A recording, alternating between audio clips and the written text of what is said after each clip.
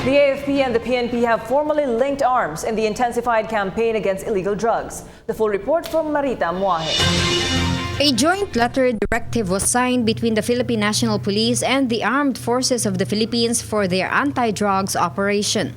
Dahil may direktiba na ang presidente na tulungan kami ng AFP. So, yun. They will support us in our anti-drug campaign.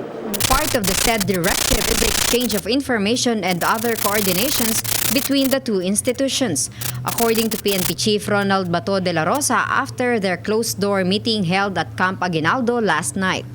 De la Rosa did not elaborate on what actually transpired at the meeting and as to what will happen next. Anti-illegal drugs operation will continue despite the ongoing Senate investigation. It doesn't stop us from doing our job.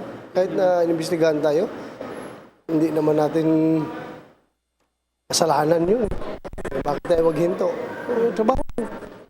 We are running out of time. 6 months. 6 months. The PNP chief says that the Senate investigation is also fruitful for them. Maganda nga at maraming mga legislations na nakikita ang mga senador natin na kailangan nilang gagawin para sa ikabubuti ng ating kapulisan, ng Philippine National Police. Marami silang kagaya nung pagbalik sa training institutions under the control of the PNP. So, balik sa amin.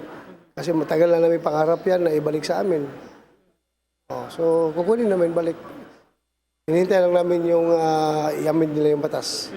The public can expect that the police will continue to intensify its efforts in curbing the problem of the illegal drugs in the country, and that they will exert more caution in protecting the human rights of every individual. For PTV News, this is Marita Muahe. Ako po si Cathy San Gabriel. Subscribe na sa PTV YouTube channel. I-click lang po ang subscribe button.